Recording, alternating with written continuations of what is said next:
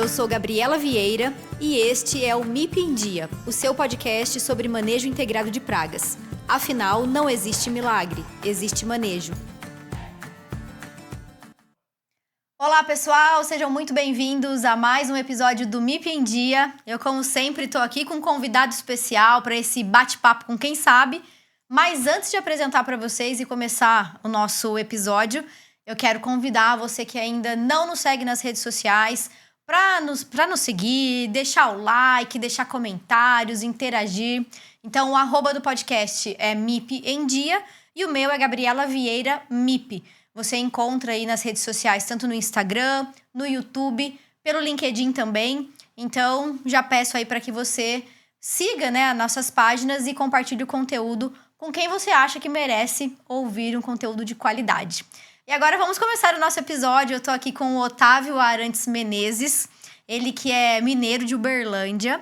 E, bom, vou deixar para que ele se apresente, que é melhor. Otávio, primeiro, muito obrigada por ter aceitado participar aqui do nosso episódio. Seja super bem-vindo e faça a sua apresentação, por favor. Muito obrigado. Eu agradeço o convite, Gabriela. Muito boa noite aí para todos. Então, sou engenheiro agrônomo, né? Sou nascido e criado aqui em Uberlândia. Vai fazer aí 9 anos que eu já estou na Juliac, trabalhando com pesquisa. E assim, sou filho de produtor. Meu pai foi produtor de HF, muito tempo aqui, 18 anos em Uberlândia. E assim, né? Sempre em convívio com o campo. E, né, sempre gostei muito dessa parte da entomologia. Sempre tive uma paixão, uma facilidade, né? Quando a gente está na graduação ali, a gente sempre... o que eu vou fazer? O que eu gosto? O que eu não gosto? E sempre tive uma facilidade de identificação de pragas. E aí, entrei na Juliago como estagiário. Comecei lá desde 2016, né? No início mesmo da empresa. E, né, como eu já tinha essa facilidade, foi uma linha que eu comecei a seguir. Estou aí, né? Desenvolvendo até hoje. Muito bom. Aprendendo, né? Ensinando coisas que a gente, né, vai descobrindo no dia a dia. Com certeza. Obrigada, mais uma vez, pela participação. E, gente, algo que eu acho muito bom, o Otávio comentou, né? Ele está na Juliagro, a gente compartilha da mesma sala, a gente troca bastante ideia ao longo de todos os dias. Mas acho que eu queria que você comentasse, é um pouquinho fora ainda do que a gente vai falar, daqui a pouco eu falo o tema para vocês. Mas você comentou que é filho de produtor, né, de HF. Nós estamos numa região onde a gente tem tudo quanto é tipo de cultura, né, cereais, grãos, fibra, HF. E você também tem um hobby, né? Que o Otávio fala bastante isso pra gente. Como é que é esse hobby? Você gosta de criar o quê, Otávio? Então, hoje eu, assim, desde criança, né, como fui muito da roça mesmo, eu tenho uma criação de galinhas, né, de diferentes raças, espécies diferentes também. Não só galinhas, não só né? galinha, angola, pato, peru, pavão, então eu crio de tudo. Então, é literalmente um hobby, não crio para ganhos, né, mas assim, só por gosto mesmo. É um hobby diferente. Muito bom. Otávio, bom, hoje, pessoal, o convite aqui pro Otávio, ele já comentou que tem esse afinco pela área de entomologia, é a área que a gente trabalha na empresa, conduz os protocolos e tudo mais. E o Otávio, ele domina também a criação massal de insetos, né, especificamente de psilídeo.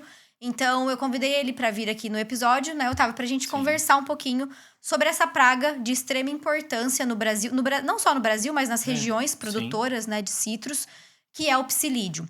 Então, pra gente começar a falar sobre o tema, e particularmente é uma cultura que foge um pouco do meu know-how, né, não entendo muito sobre citros, mas como é que tá, qual que é a situação dos citros no Brasil, algumas informações mais gerais, assim, para que o público se intere também dessa cultura. Certo. Então, o psilídeo é uma praga bastante importante, né? E, assim, o Brasil é o primeiro e maior produtor e exportador de citros, né? No país, no mundo, né? E, assim, estando aí nossa região entre Minas e São Paulo, né? No caso, São Paulo sendo a maior produção e em seguida depois de Minas. Sim. E, assim, é bem preocupante, né? A introdução dessa praga que já está há bastante tempo e bastante dificuldade, né, de controle. Então, assim, a gente, como na pesquisa, a gente vem trabalhando com moléculas aí que as empresas estão lançando, a gente vem trabalhando, né, para ver o que é mais eficiente, né? E, assim, né, a gente, por ser uma cultura mundial, né? Sim. A gente tem que estar cada vez mais trabalhando com isso. Perfeito. E aí eu acho que vale, assim, ressaltar que acho que a maior... Acho não, né? A maior importância do psilídeo não é pela injúria direta que ele causa, Não, né? não Justamente pela doença que ele transmite.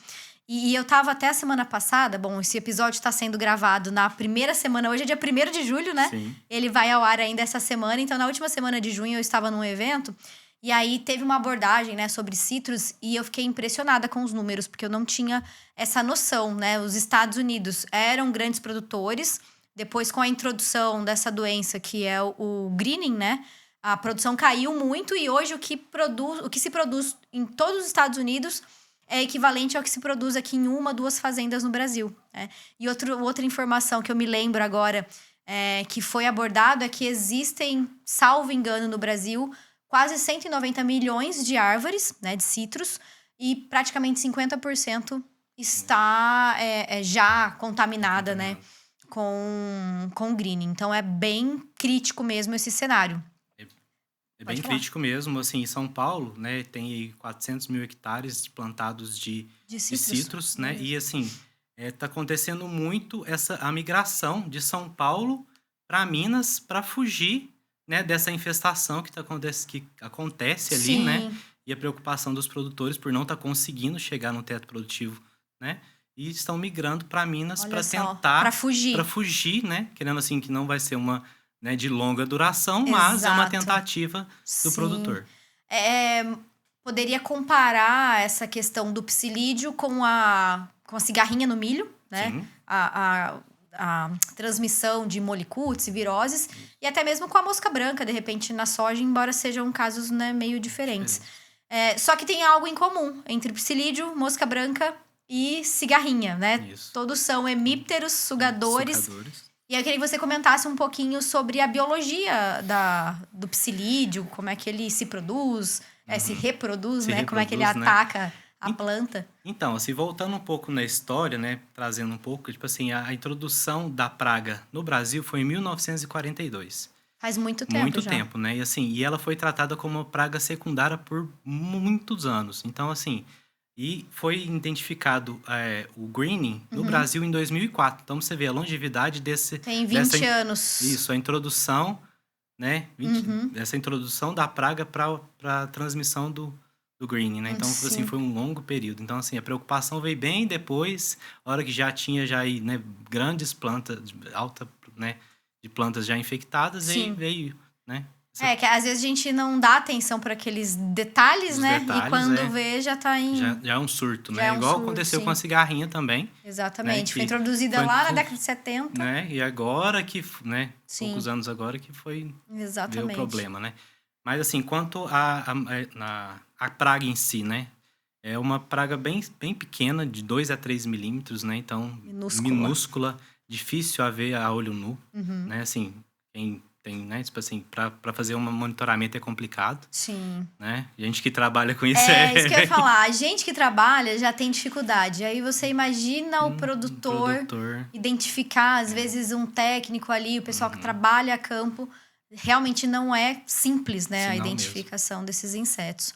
E assim, no caso, eu trabalho com um pouco da criação e a gente, né, trabalha muito ver como que é o ciclo dela, como que funciona, né? Ela pode ter de 15 a 45 dias de ciclo. Isso pode variar muito de acordo...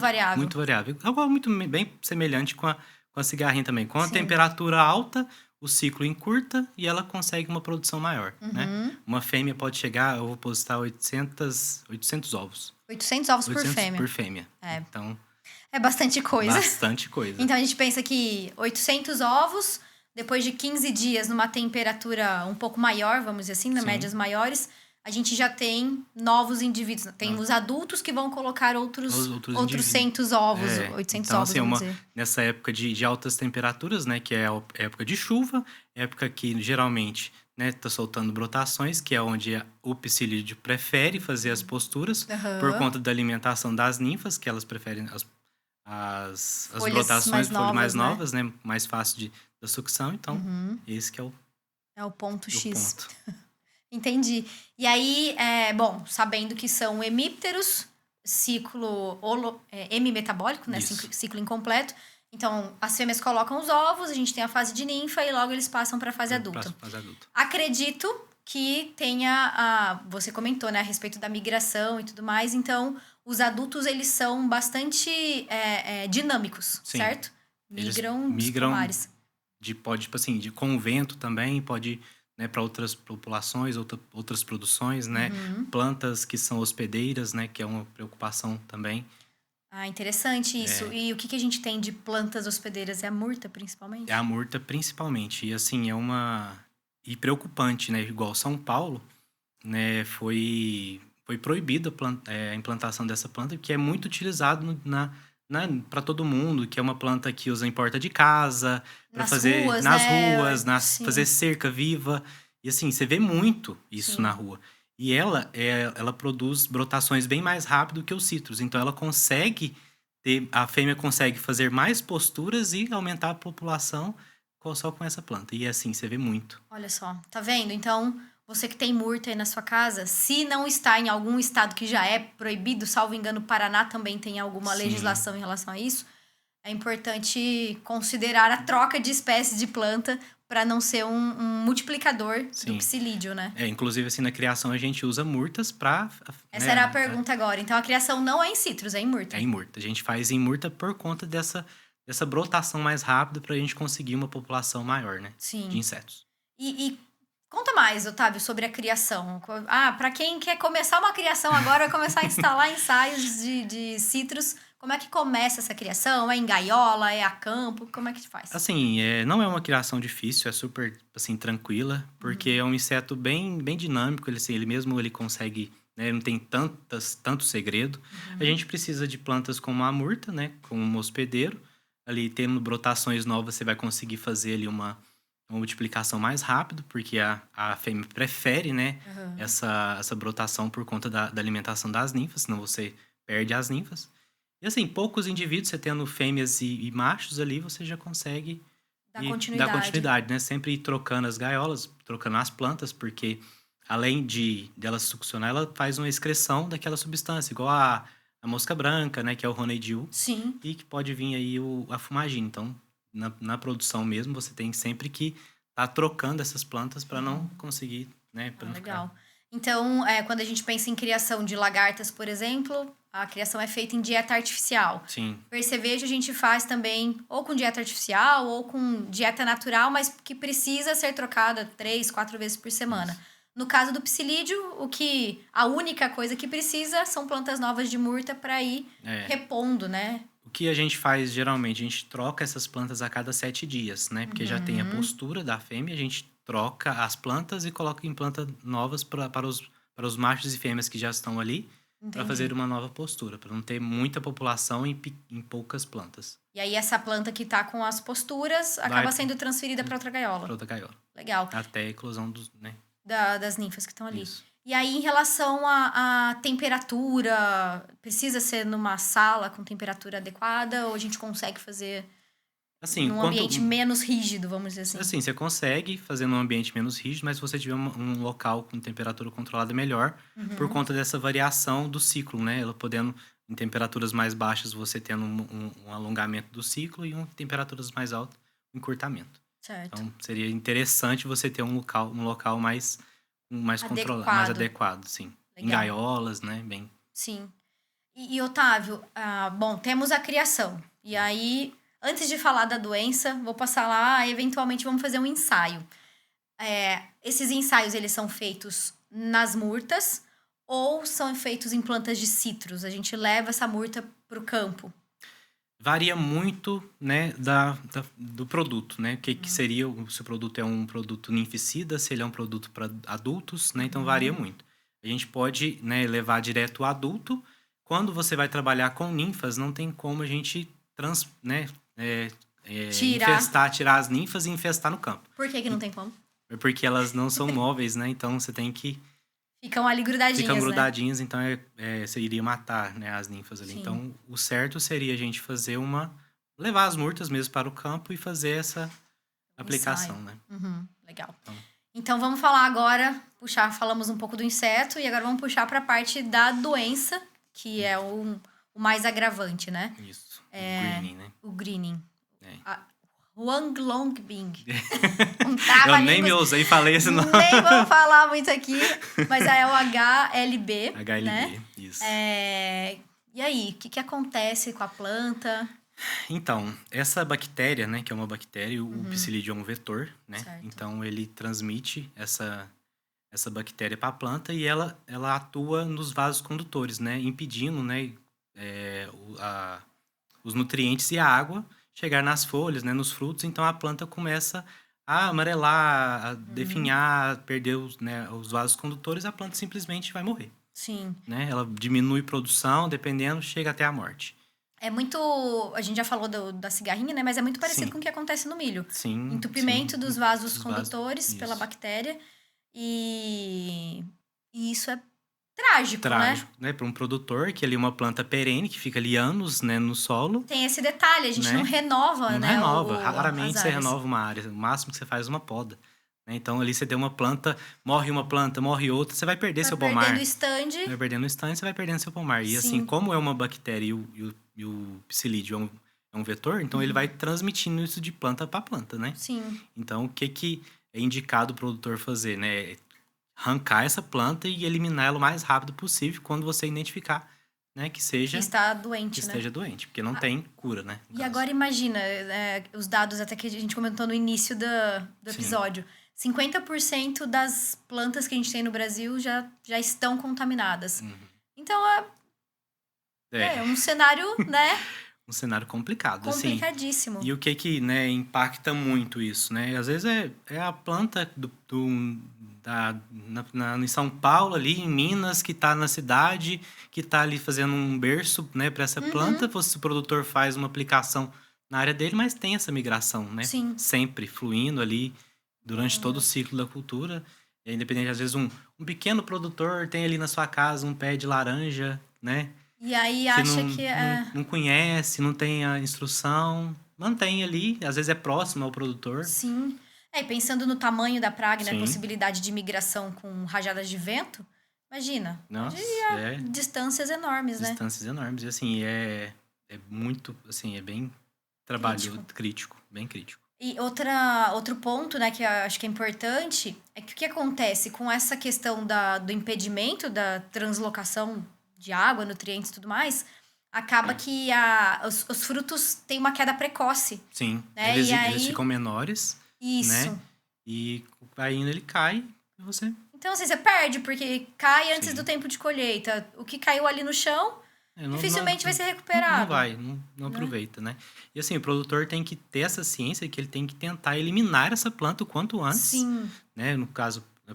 Né? Primeiramente, o que ele tem que fazer é saber identificar uma praga, né? A praga, para conseguir fazer esse manejo. Tentar não deixar, né, entrar essa bactéria nas plantas, né? Tá tendo bastante estudo já com cultivares resistentes, mas... Ainda não tem nada que resolva o problema, né? Não. Aliás, né, vocês já sabem que não existe milagre, existe manejo, né? Então, também não adianta a gente esperar por uma ferramenta milagrosa.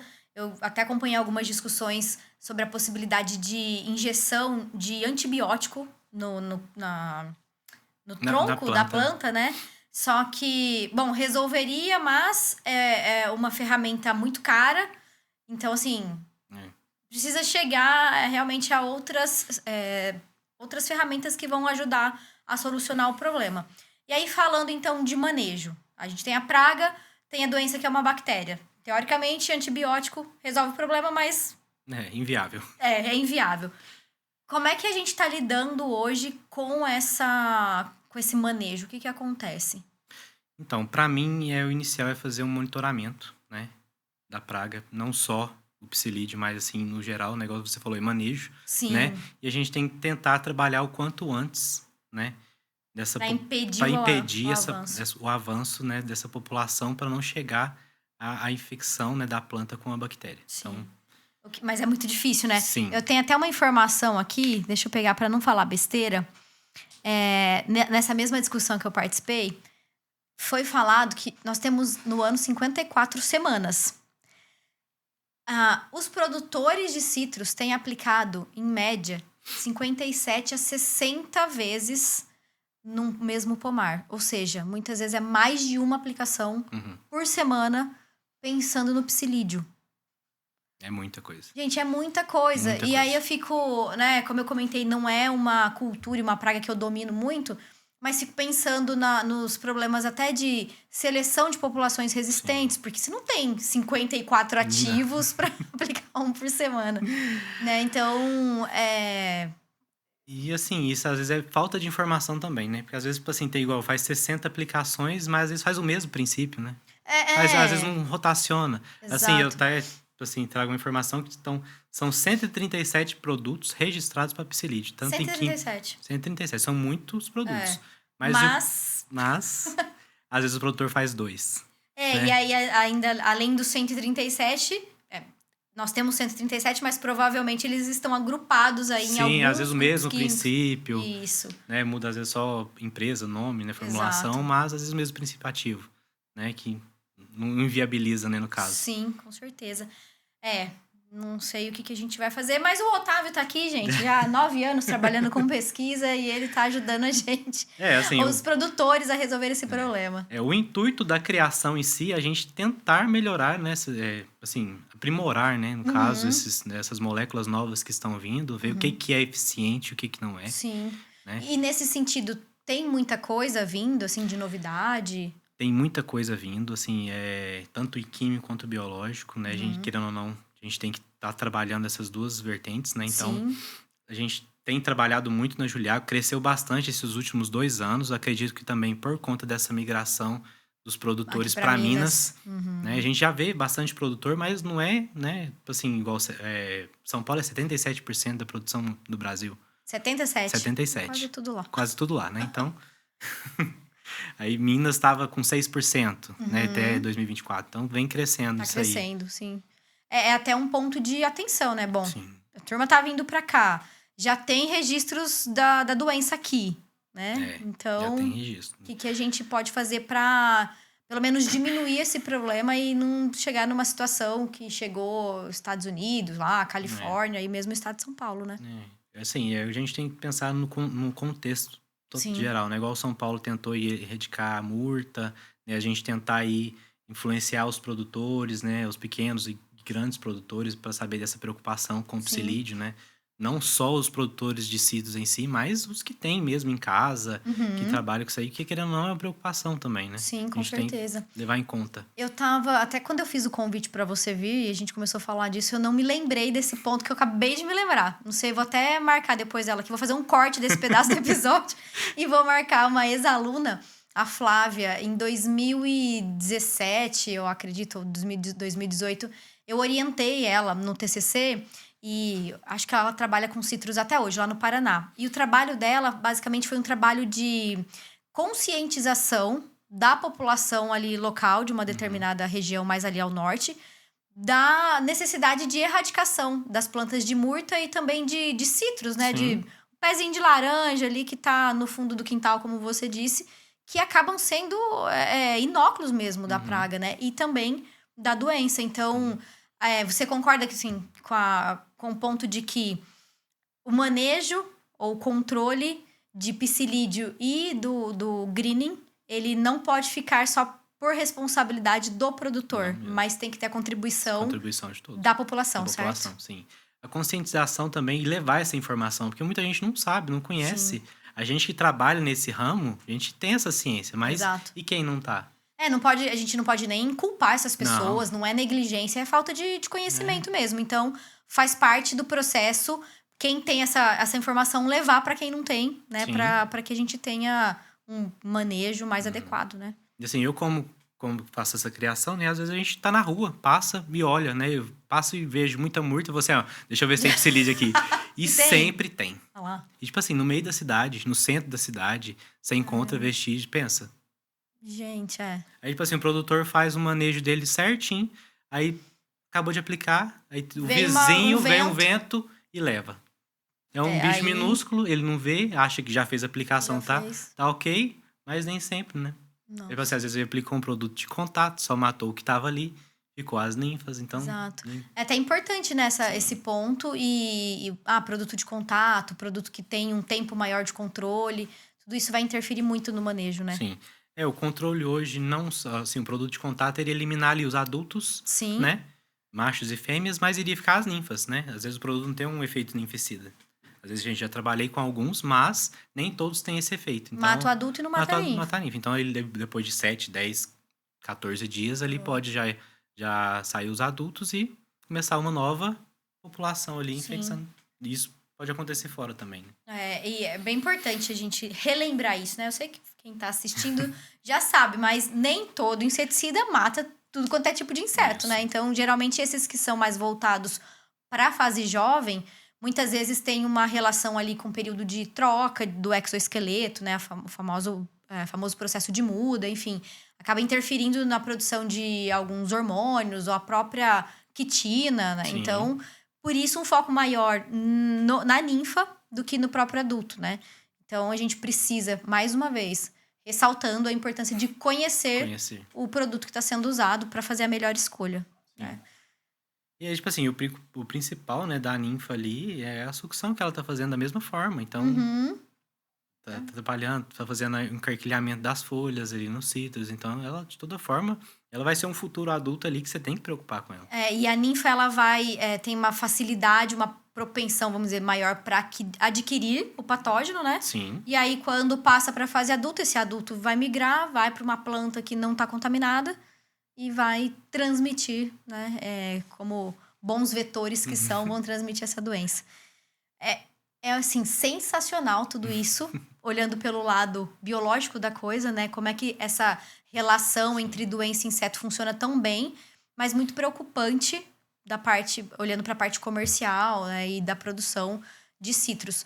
Eu não vou lembrar exatamente, né, você falou que o Brasil é o maior exportador. A gente não exporta exatamente, né, a fruta, né, os citros, mas somos os maiores exportadores de suco. Sim. Acho que a cada 4 copos que são consumidos na Europa, 3 são do Brasil, algo assim. Eu escutei que cada 10 copos, 8 são do Brasil. Aí, então, gente, é muita coisa. E às vezes a gente nem dá valor pro suquinho de laranja aqui geladinho que a gente tem aqui no Brasil. É verdade. Bom demais. Otávio, tem mais alguma informação que você acha importante trazer aqui? Porque eu tenho uma pergunta, né, que é o nosso final do episódio, mas quero saber se você quer trazer mais alguma informação que você acha relevante pro público. Eu acho que assim, né, acho que o principal mesmo é saber conhecer a praga e os produtos que estão sendo usados. Sim. Acho que é o principal.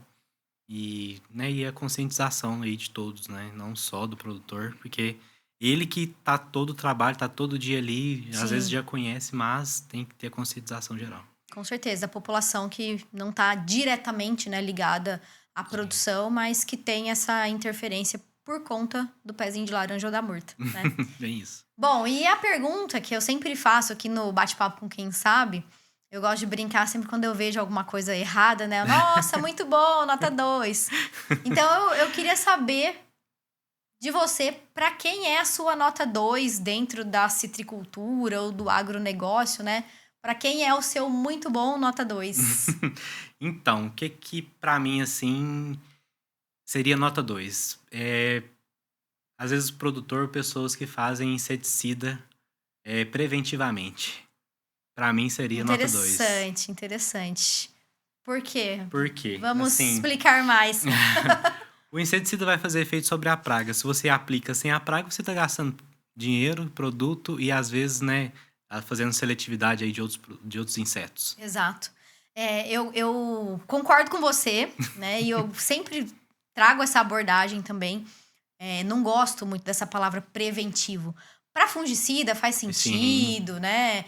Mas para inseticida em si, não é algo que se encaixa. A gente precisa fazer um manejo antecipado, com baixos níveis, né? Baixa densidade populacional. Mas preventivo, vou aplicar caso a praga apareça, não faz sentido. Nós não temos produtos que duram muito tempo ali no ambiente, mesmo porque agricultura tropical, sol, chuva, o produto se perde rapidamente. Aí você vai aplicar para esperar a praga aparecer? Acontece. É raro, mas acontece. É raro, mas acontece. É igual você falar assim, a pessoa vai lá no calendário, né, de fungicida, que já é meio que padrão e já vou jogar um inseticida ali, vai que tem. Vai que tem, o vai que tem. E, assim, claro, a gente entende todas as dificuldades, principalmente operacionais, por parte do produtor, que não dá para seguir e fazer tudo perfeito como manda o figurino, né? Bem isso. Mas tem casos que a gente consegue, sim, fazer de uma forma mais adequada. Até porque, não sei se você concorda comigo, mas esse tipo de situação é o que gera muitos problemas que a gente tem hoje, né? De seleção de resistentes, Sim. produtos que são perdidos muito rapidamente, né? Saem, param de funcionar, Com vamos dizer certeza. assim, né? Às vezes aplicação de forma inadequada, em horários inadequados, né? Sim, Então, tecnologia de aplicação, isso, um tema tudo bem influencia. sensível também. Muito bom. Então, nota 2, muito bom, nota 2 para as aplicações de inseticidas preventivos. Isso. Legal, Otávio. E, bom, manda um recado aí pra turma, se você quiser, né, agradecer a sua caravana, brincadeira, deixar um abraço, mas agradeço a sua presença. É muito bom o bate-papo. Eu sempre aprendo muito, principalmente de algo que não é do cotidiano, aqui da minha rotina. Sim. Então, agradeço o seu tempo de ter vindo Imagina. aqui, trocar essa ideia com a gente. Já fica o convite para outras oportunidades, né? Tem muitos várias culturas, temas. várias pragas aí pra gente. Gente, esses dias a gente tava fazendo avaliação em repolho. Misericórdia, né? Alface. Traça das crucíferas no repolho. Traça das crucíferas no repolho. Então, assim, é muito diferente a dinâmica, né? Numa região onde a gente tem, num raio aqui de 100 quilômetros, a gente tem uma diversidade enorme de culturas. Né? Então, Lá na Juliago mesmo, a gente trabalhou com mais de 35 culturas. mais de 35 culturas. Então, é bastante Isso assim, coisa. que eu contei, já deve ter mais. Certeza. Tem mamona, né? Tem mamona. Mamona, gente. E mamona. tem muita praga na mamona. Tem. Tem. Não sabia, mas tem. Mamona, pra mim, era só pra fazer guerrinha de estilingue. A turma mais nova não deve nem conhecer, né? Brincadeiras Tá à parte, certo. mas fica um momento, então, agora pra você se despedir do nosso ouvinte. Isso, primeiramente te agradeço, né, pelo convite. Imagina. E todo mundo aí que esteja ouvindo o canal, né, e fique, né, à vontade para perguntas, qualquer dúvida com relação à nossa criação, o que a gente tem na Juliago, o que a gente produz, né, o que a gente faça lá. E é isso, muito obrigado e boa noite para todos. Pessoal, os contatos do Otávio vão ficar aqui na descrição. Vocês já viram passando aí também o @, né? Então, vocês podem seguir ele lá, mandar as perguntas. E mais uma vez, eu faço convite para que você que ainda não segue no canal, não acompanha toda a dinâmica do podcast, para fazer isso e principalmente para mandar o seu questionamento, mandar as dúvidas. E eu tento trazer sempre os profissionais aqui para responder as perguntas, né? As principais dúvidas que vocês têm, tá bom? Então, muito obrigada para quem ficou até o final desse episódio. Otávio, obrigada mesmo. E para todos vocês, até o próximo. Você ouviu o MIP em Dia, com Gabriela Vieira.